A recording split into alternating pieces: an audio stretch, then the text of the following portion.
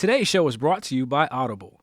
Audible is offering our listeners a free audiobook with a 30-day trial membership. Just go to audibletrial.com/TMHP and browse the unmatched selection of audio programs. Download a title for free and start listening. It's that easy. Go to audibletrial.com/TMHP.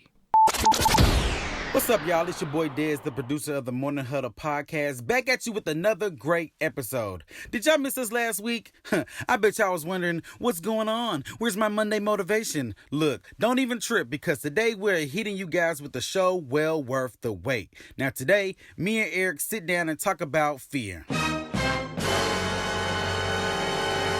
No, I'm not talking about that kind of fear. And if you want to know exactly what I'm talking about, hold on tight and listen up real close, because this is a show you don't want to miss. Good morning. It's time for your Morning Huddle, where we address how situations impact your mental health. In each episode, we take a deep dive into mental health issues by looking at ways to cope with mental illness and ways to break mental health stigmas. We talk about everything from emotional abuse to physical abuse and how to get help when you need it. There's no need to suffer in silence, because Eric is here to coach you to better mental health. Here's your host, Eric the Counselor. Good morning, everybody, and welcome to today's edition of the Morning Huddle podcast. I am your host, Eric the Counselor, and today we have a topic that I think a lot of you have been waiting on us to come on out with.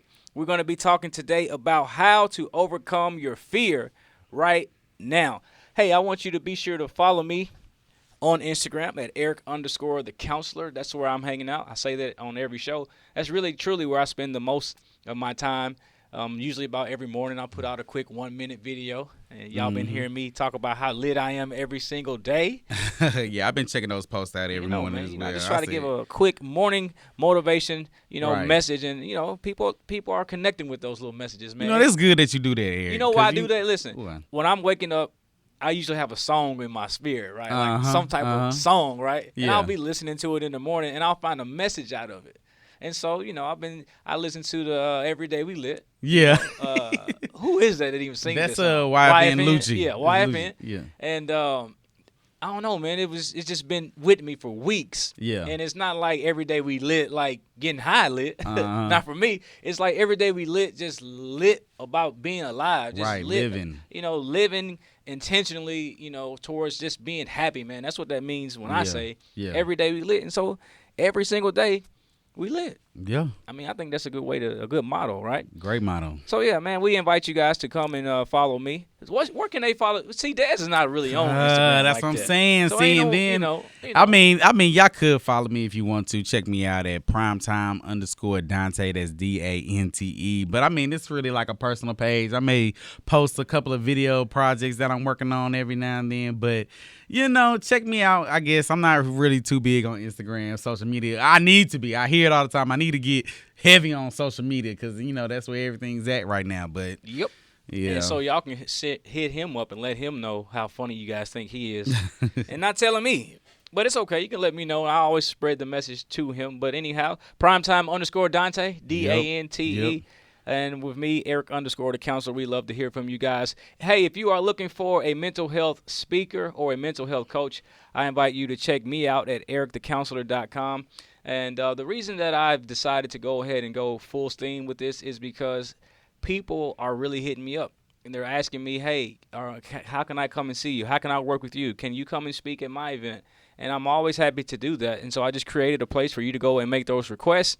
Go on over to ericthecounselor.com and click on the link that says book me. And we'll get you started on getting me to either come and speak to your group or whatever you need me to do. I'll be sure to check it out. So here's a part of the show where I want to share some feedback from the listeners. So let's see here. This is some feedback from Instagram. This comes from at Mr. CHG Jr.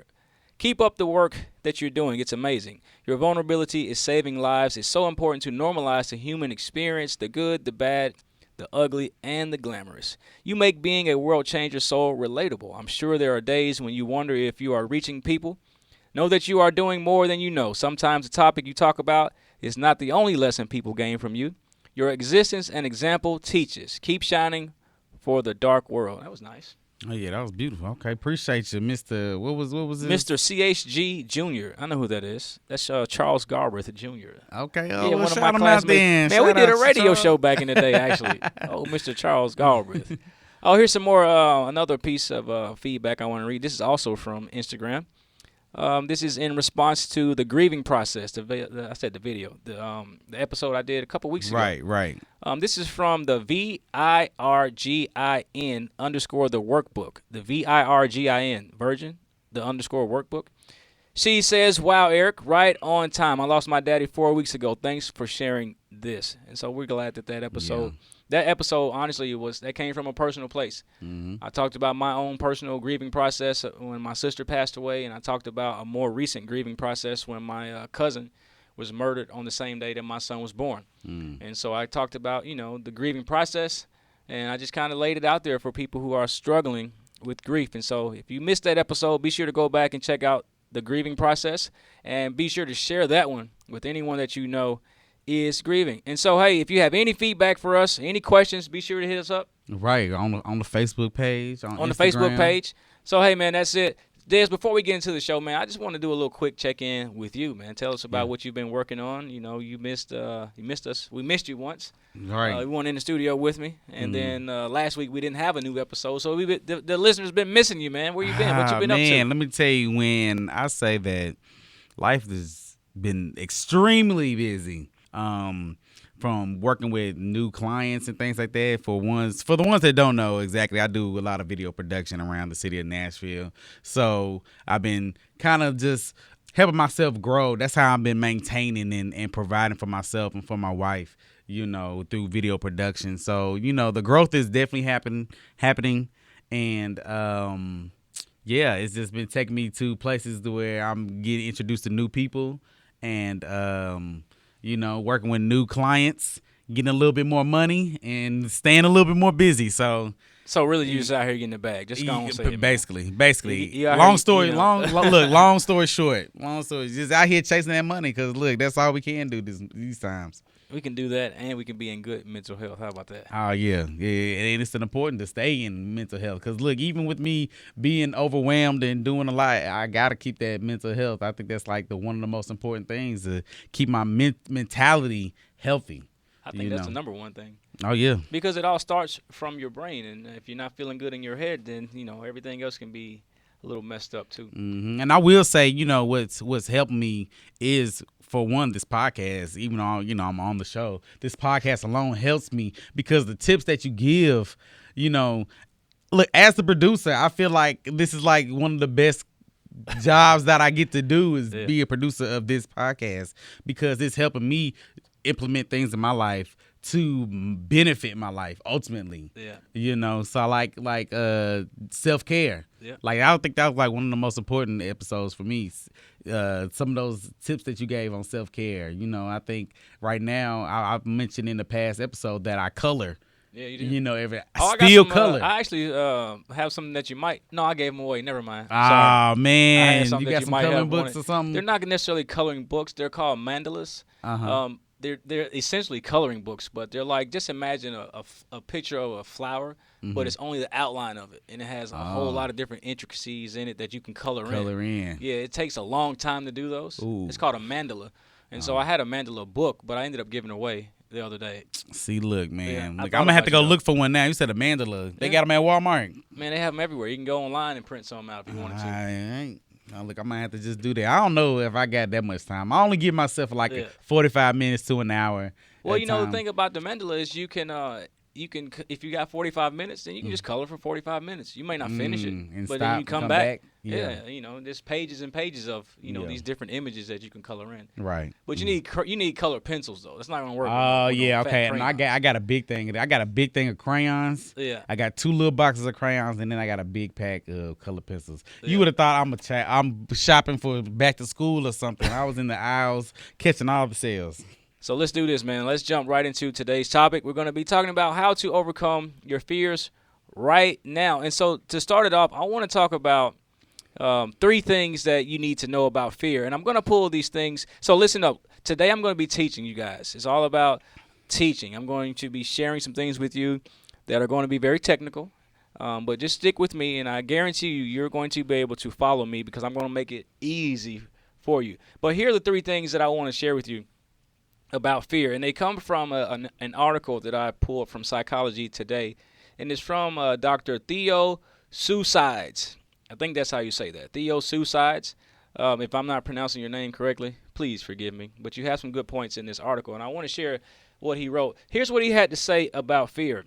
And he says, fear can be uncomfortable and crippling, but eliminating it would be equivalent to taking down your home alarm system because it sometimes makes loud and irritating sounds.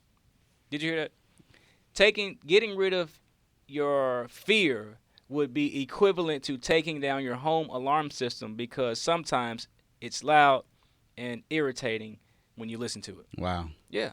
And so what that's saying to me is you need fear. Yeah. Even though sometimes it can get, irritating or cause you to feel, like, I don't like this, you need it. Yeah. That's what I take from when he says it's like taking away your home alarm system. And so what I want everybody to do right now, all the listeners, I want you to think about the things that you are fearful of. I really want you to let those things come into your mind and just think about them for a second. Really, like, what is it that I am afraid of? And so, Des, how about you tell us, what are some of the things that you're afraid of?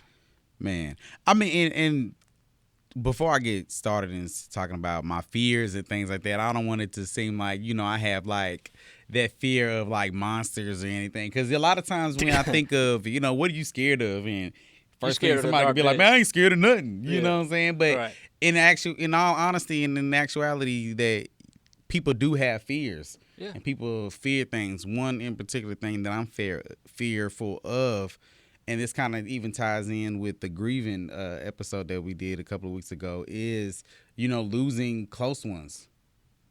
The fear of losing close ones. Mm-hmm. I just got back from a funeral this past Tuesday of a family member that wasn't necessarily close to me, but I've known all my life. Mm-hmm. And as I'm sitting there, it wasn't, and again, it wasn't the most, it wasn't a very sad occasion because this was a family member that was a lot older. So it was one of those expected things that you kind of knew it was coming.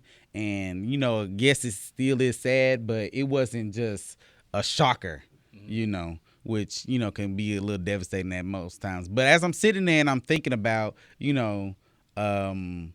my family members, that I'm closer to. I'm sitting at a funeral of somebody that I'm not so close to, thinking of the ones that I am close to. I'm sitting next to my brother. My dad is a row in front of me. My wife wasn't able to attend, but she was in my mind. Just thinking of, wow, like what if I'm at the funeral of one of these individuals that are extremely close to me that I see on a daily basis? Is that something that I can handle, that I can deal with? Yeah.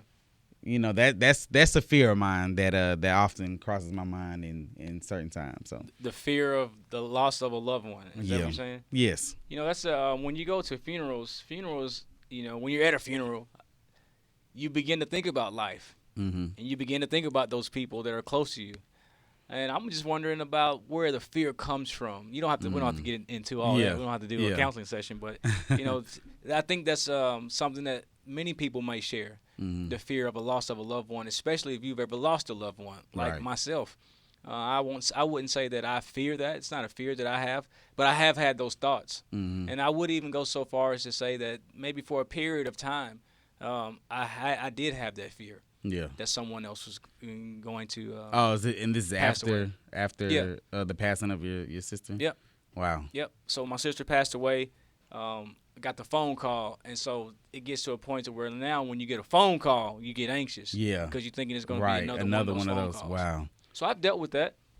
One of my fears that I have that's more close to me is, and I think about fear. Maybe fear is not the right word, but maybe it is. I fear that my life, if I don't do the right things with my life, that my descendants will suffer from it.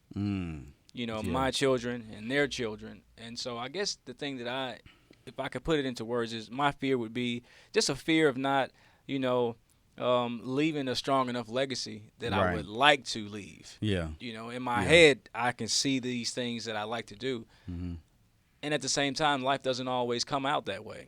And so I would say that that's something that I don't know, man. Fears, maybe I'm just wrestling with the concept of fear Mhm. altogether, because I'm not sure if this is something that I fear or is it Right. something I'm concerned with. That's the Or thing, what, because you know? fear, like I mentioned already, fear is like that word when you think of it, and people just want to be like, I ain't scared of nothing, but it's like it kind of gives you that terrified type fear, monsters in movies type fear. Yeah. Like a lot of times when I think of fear, that's my go-to thought of what are you scared of when you Yeah. think, are you scared of the dark, or are you scared of Freddy Krueger, or Michael Myers or Halloween, whatever, that type of fear. And I think that the fear that we're talking about, it is a type of fear, Yeah. but it's more of like a concerned or Yeah. something that kind of gives you that anxiety. I think that all kind of ties into it. And it does. And I think the difference between the fear that we're talking about and the fear you just described is, and we're going to talk about, is fright. Like, you can be frightened. Like, Yeah. no. Yeah. My daughter watches Monsters, Inc. I Uh-huh. don't know if you've seen that movie. Yeah, but I've seen it. The whole premise is they have to be really scary. Uh-huh. And so that's to evoke that frightened response. And so Yeah. that's what frightened is versus fear. And so we'll get into that in just a minute. But I do want to share this about fear. So the first thing that I wanted you to know about fear is that fear is healthy. Yeah, fear is actually healthy. And so this is where it gets a little deep, so just bear with me for just a moment so that I can share this with you. So it says here that fear is hardwired in your brain, and for good reason. Neuroscientists have identified distinct networks that run from the depths of the limbic system all the way to the prefrontal cortex and back. I'm talking about your brain. There's pathways in your brain, right? And when these networks are electrically or chemically stimulated, they produce fear, even in the absence of fearful stimulus. Feeling fear is neither abnormal nor a sign of weakness. That's very important. Feeling fear is not a sign of weakness, nor is it abnormal. It's a natural part of being a human. Now, the capacity to be afraid is a part of a normal brain function. In fact, a lack of fear may be a sign of serious brain damage. Yeah, see, fear is actually a healthy response to things. I didn't even know that. I thought it was, like it's again, this is me thinking that it could be a disadvantage to be fearful of things when it's, from what you're saying, it's a beneficial thing to have fear. Yeah. Again, it goes back to what we said when we opened the show. To get rid of your fear, to eliminate your fear altogether, would be like removing your alarm system from your house because it's loud and obnoxious. We need fear, okay? Now, here's how fear works. Here's another thing I want you to know. Simply put, fear dictates the actions you make. Now, here are the different categories that fear will fall into. You can freeze, you will fight, you will flight, or you have fright. You got it? So you Say that one more time. Freeze, fight, flight, or fright. Now, here's what freeze means. Okay. Freeze means you stop what you're doing and focus on the fearful stimulus to decide what to do next. So let's just say your wife sends you a text and says, we need to talk. And that's all. And so after you read that text, you begin to start thinking, all right, what am I going to do? Right. What am I going to do about this? Because she's done that to me before, and I'm just like, okay. Yeah. You freeze. Right. Okay. Like, what I do? Right. And so after that, then you're going to choose to either fight or flight. All right, you're either going to, and then we got to describe this carefully. You decide whether to deal with the situation directly, Right. as if text her back and say, okay, what we need to talk about, or you're just gonna just ignore it altogether and just wait till you get home and talk about it then. Yeah. So you're gonna fight it or flight it, and we're just using these terms loosely here just to paint the picture of how fear falls into these different categories. So you got freeze, you got fight. You got flight. And flight is, just one more time, it's just ignoring the situation altogether. No, so it's really when you tell your wife, maybe let me give a different scenario. Okay. All right, so let me explain it this way. So let's say you Here's the freeze. Say you read a memo that your company's going to be laying people off from work. That's going to freeze you. Then you're going to decide what you're going to do. You're going to either tell your boss why you shouldn't be laid off or something like that. Maybe I don't need to be laid off. Right. Head on. Or work around it. You're going to try to work your way around the situation and start looking for another job. Okay, gotcha. You see what I'm saying? So you're going to freeze. All right, what am I going to do? Then you're going to fight, which means you're going to try to get your boss to not lay you off. Yeah. Or you're going to flight. You're going to try to start finding out, ways around the situation. Right. You got it?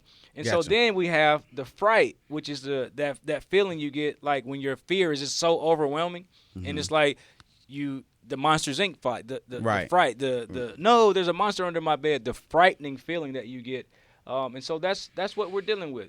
Fear falls into 4 types. You have freezing type of fear. You have the type of fear that's going to make you fight it. You're going to have the type of fear that makes you want to go around the situation, or you're going to have the type of fear that frightens you. Gotcha. Fear, fight, flight, or fright. Fright. Fright. Gotcha. Yeah, this is real. So I hope you listening. I hope you guys can see how those different things, how those different categories of fear are relevant. And here's the deal: the more real the threat, the more heroic your actions. Now, what comes to mind when you hear that? The more severe or real the threat, the more heroic the actions. What do you think about? I know one thing that immediately comes to my mind. Okay, so I think of this is the first thing that popped in my mind. I think of the local hero here in Nashville, James Shaw. Same thing comes to my mind. I know that situation of being in that Waffle House and an active shooter comes in shooting people, and of course anybody can be frightened. Anybody would be frightened in that situation, but the fact that his fear made him act in a way that saved lives that night. Save his own life. Exactly. Which is what he said he was trying to do. Exactly. He wasn't trying to be a hero. He was just trying to get out of there. Yeah. And I think that's like one of the most realist statements, because, I mean, everybody doesn't wake up and think, I'm gonna be a hero and I wanna be Superman or have that mentality. Everybody doesn't have that mentality. A lot of times people are selfish. Honestly speaking, people are selfish, and they want to survive and they want to get out of there. But luckily his selfishness, I don't want this to sound bad, but his selfishness, it is what it is. Yeah, his selfishness saved lives that night. Did we say? I think I may have mentioned this once on the show before, that selfishness is not always a bad thing. And you just painted a clear picture of how selfishness saved lives. He was trying to preserve his self. Yeah. We got to get him on the show, man. We had to get him on the show. Stay tuned. We might be able to get that. James, if you're listening, hey, we calling you, buddy. We might be able to hook that up. So, again, depending on the situation or how real the threat is, the more heroic your actions are going to be. If you don't freeze. Yeah. Or if you don't, flight. I think, we talked about fright. I think, and I would like to ask him this, I think James may have been frightened in that Waffle House that day. Oh, without a doubt, I know he was. No doubt. And then because of the severity of the situation, he became a hero because he didn't let his fear, freeze him. Right. Wow.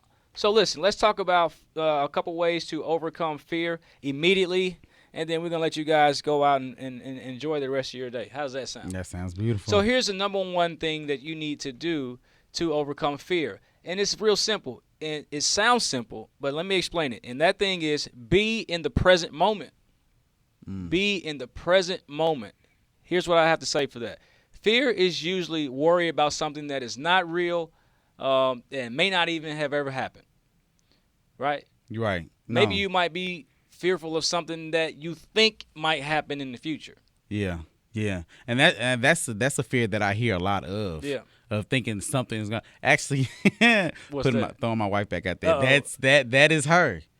I tell her all the time she has a very pessimistic attitude on a lot of things. Yeah. She always sees the negative. Something, well, not the negative. I'm gonna say she sees the negative. She sees something going wrong. Yeah. For example, our wedding. Uh-oh. Our wedding. First of all, we had a beautiful wedding. Everything went great, beautiful, but she set so much stuff up in place that in case something went wrong. Yeah. Like we would talk about, oh yeah, we're gonna have flowers, we're gonna have a DJ, we're gonna have decorations. But it was every time we talked about it, it was always, what if they don't show up? Or what if this gets broken? Or what if this can't happen? What's our backup? And I'm thinking to myself, it's going to happen. I know this is going to happen. You know, I have a little bit more of an optimistic, you know, outlook on things. But to her, it was always you're in need of a plan B. Yeah. And I think that's part of that fear. Yeah, and the way you overcome that is just bring yourself back to right now. Like, if you only think about what's going on right now in the single moment that we all share, everyone listening to this right now, you and I in the studio right now, any person alive, this is the only moment that we all have. And when you bring it down and break it down all the way to the single moment, what do you really truly have to be afraid of or worried about?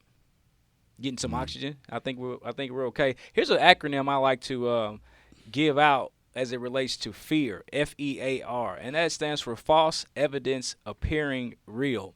I say that a lot in counseling. I heard it a long time ago when I was younger, and it's a good way to really put fear into perspective. It's false evidence. You know, you have this evidence in your mind. You may have thought of 10 different ways that something could go wrong today. Right. But it's all false evidence.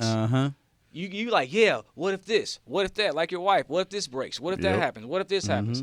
All that's evidence, but it's false evidence, and it seems so real. Right. False evidence appearing real. That's what fear is. So here's the second thing that you can do to begin to overcome your fear right now, and that's just ask yourself, what am I really scared of? Man, the number one question. Yeah, like get specific with it. Like, what are you really afraid of? Exactly. Yeah, and I've definitely used that several times previously. Yeah. You know, especially when it comes to growth in my business and working with certain people or doing certain things, and it's like, ooh, I don't want to go over there and speak to that guy, or I don't want to go over there and ask, hey, Cannon, you know, you need some video work, and I stop and think to myself, Desmond, what are you so scared of? What's the problem? Yeah, what's scared of? You ain't scared of nothing. Then from there I can pick myself up and, you know, tackle on the task. But what is it that you are afraid of in that moment? What is it? Why are you avoiding it? Why, you know, really? That's the question that you're asking yourself. Right. What specifically are you afraid of? So let me think. I think I was talking to my sister yesterday. Okay. One of my younger sisters, and we were just talking, and she has this fear of public speaking.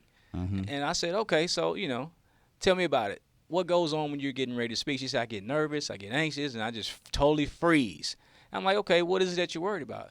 And she said, you know, I just I don't want nobody judging me. And when I'm thinking about someone judging me, I get nervous. So you have a fear of being judged.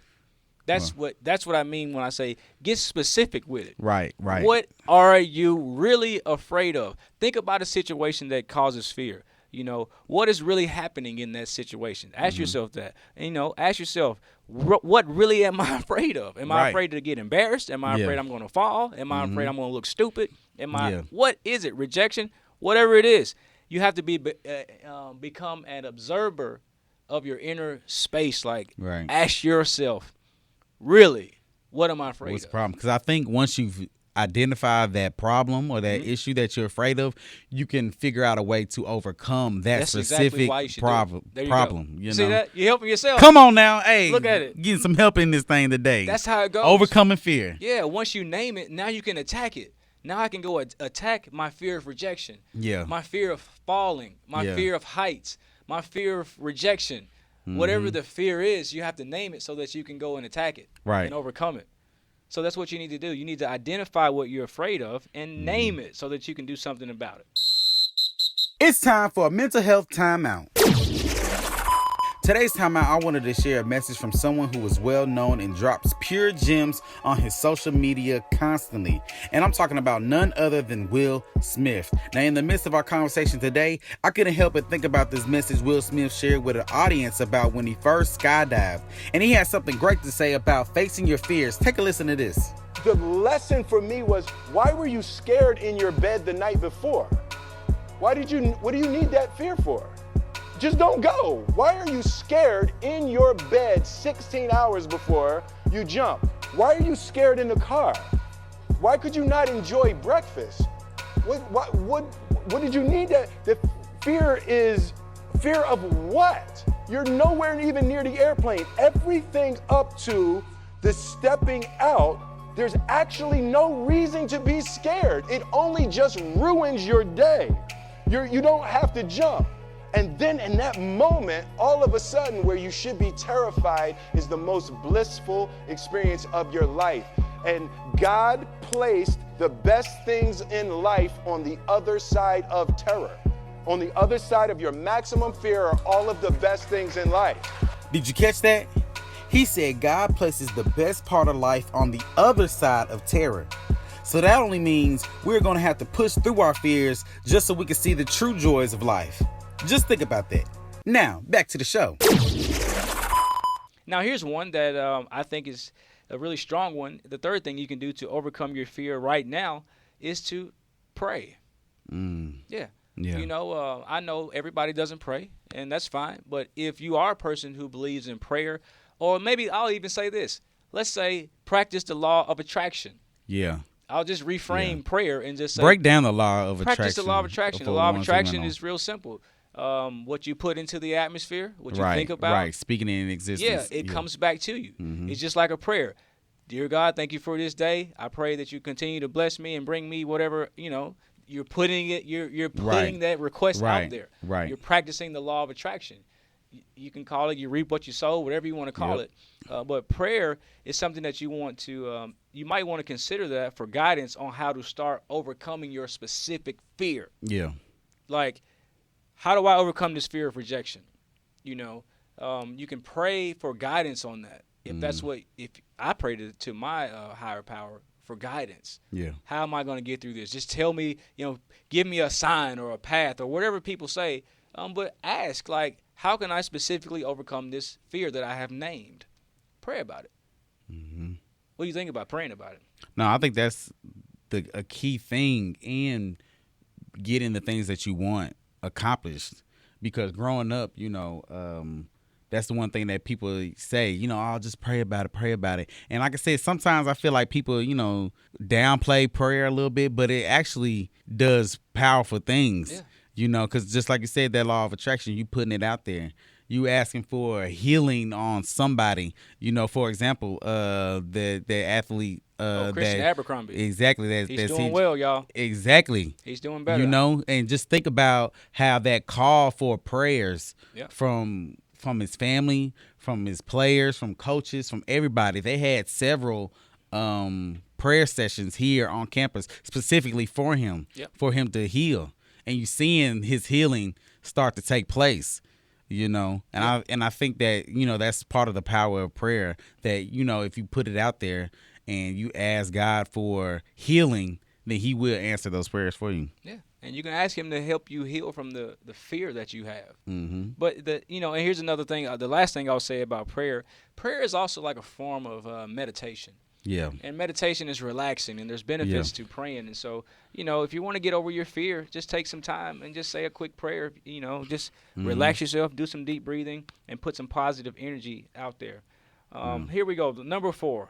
The fourth way for you to overcome your fear right now is breathe, people. Just breathe. Breathe. Your breath can set you free. Did you know that? Your breath can set you free. It can anchor you in the now and help you vanquish and overcome your most pervasive fears.